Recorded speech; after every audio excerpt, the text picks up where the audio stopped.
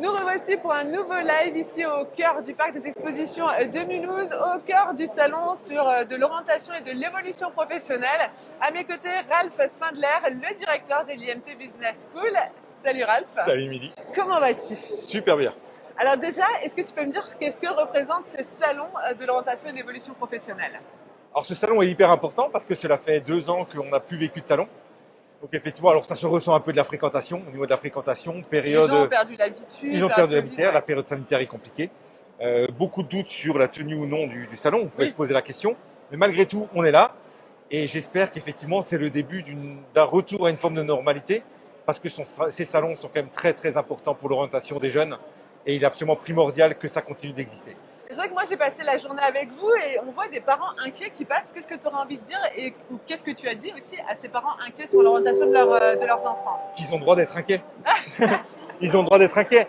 Aujourd'hui, quand on voit pléthore d'offres, quand on voit effectivement oui. la difficulté de s'orienter, je crois qu'effectivement, ils partagent l'inquiétude de leurs enfants et ils essayent effectivement de trouver la meilleure solution. Donc on se doit effectivement d'orienter des jeunes, mais on prend aussi la dimension parent en compte en essayant de leur apporter, de les sécuriser et de leur apporter le maximum de réponses en ayant surtout une démarche de conseil sur l'orientation de leur enfant.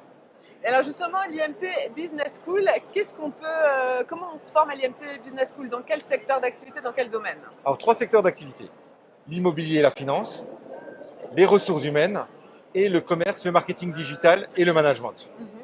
Et alors il y a un maillage pour l'instant de 2 campus, l'un à Belfort, l'autre à Wittelsheim. Qu'est-ce qui explique ce maillage territorial?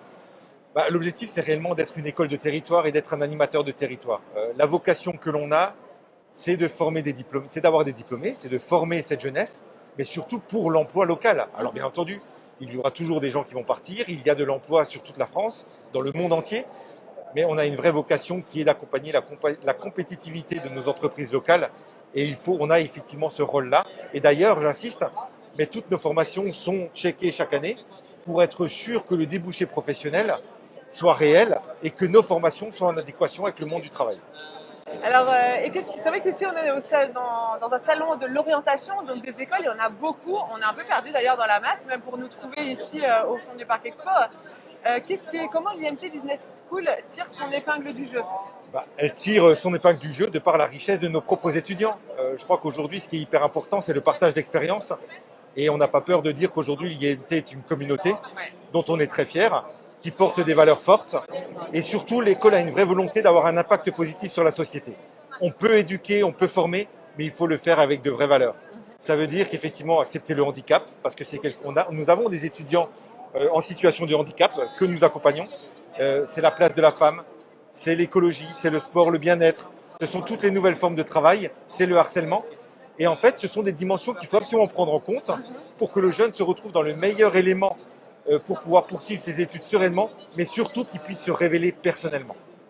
Alors il y a la partie du jeune, de l'alternant qu'on vient d'aborder, il y a aussi la partie formateur, puisqu'en fait ce ne sont pas des formateurs lambda qui enseignent au sein de l'IMT Business School, ils ont vraiment des profils atypiques.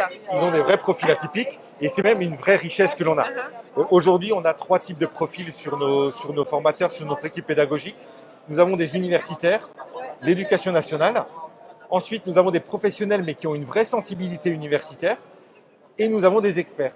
Ces experts ont vocation à toujours amener le petit truc en plus, amener la réalité du métier au quotidien et surtout de toujours nous alerter sur les évolutions des différents métiers.